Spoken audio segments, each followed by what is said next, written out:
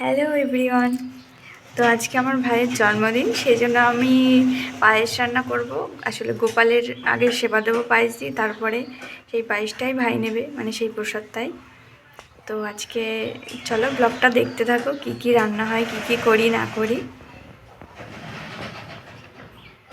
এখন পায়েসটা রান্না করছি, আর বাকি রান্না রাত্রিবেলায় হবে। আর 5 রকম ভাজা সকালবেলায় না, বেশি মানে একটু আগে মা করে রেখেছিল। তো দেখো আমি দুধ বসিয়ে দিয়েছি হাঁড়িতে করে, যেহেতু এটা গোপালের দিয়ে হবে, এই জন্য নিরামিষই করেই করা হচ্ছে। আর তার আগে গ্যাস ট্যাসগুলো সব আমি মুছেই নিয়েছি। তো এই যে চাল ভিজিয়ে রেখেছি, চিনি, কাজু, কিশমিশ, বেশ কিছু দেবো না, আমি ঘরোয়াভাবে অল্পভাবেই রান্না করব, নর্মাল যেরকম করে।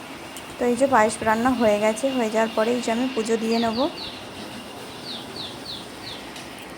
এটা হচ্ছে সকালবেলায় পুজো দেওয়া হয়েছিল, সেই ফুলগুলোই রয়েছে সিংহাসনে গোপালের কাছে, সেই ফুলগুলোই রয়েছে।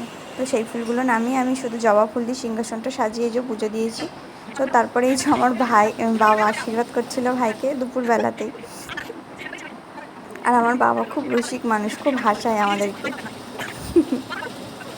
ও নিজেও মানে ভাইকেও আশীর্বাদ করছিল, নিজেও শুধু অন্যরকম করে কমেডি করছিল। তারপর এই যে দিদা আর মা পরপর সবাই মিলে আশীর্বাদ করে নিল। আশীর্বাদ করা হয়ে গেলে তারপর ওকে খেতে বসবো। তারপর বললাম যে গোপালের কাছে নমস্কার কর, ও গোপালের কাছে নমস্কার করলো। তারপর এই যে নিরামিষই ওকে খেতে দিয়েছিলাম, 5 রকম ভাজা, ডাল আর পায়েস, গোপালের ভোগের পায়েস। তো খাওয়া দাওয়া হয়ে গেলে আমি একটু পর থেকেই বিকেল হলে রান্না শুরু করে দিয়েছিলাম, কারণ মা একা পেরে উঠবে না বলে দুজনে মিলে করছিলাম। তো এই যে ভেজ ডাল করেছিলাম। না, আমি রেসিপিগুলো দেখাতে পারিনি, তবে কী কী করেছি সেটাই দেখাচ্ছি। আর এই যে চাটনি করেছিলাম।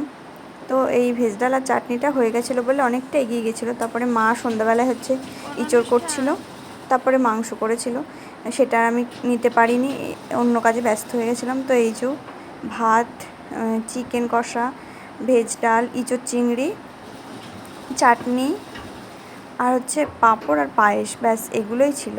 তারপর সন্ধ্যা হলে আস্তে আস্তে বন্ধুরা চলে এসেছিলো, আর কেক কাটার ভিডিওটা লাস্টে দিয়ে দেবো। তারপরে যেহেতু আমি খেতে দিচ্ছিলাম, সেই ভিডিওটা আমি আর নিতে পারিনি।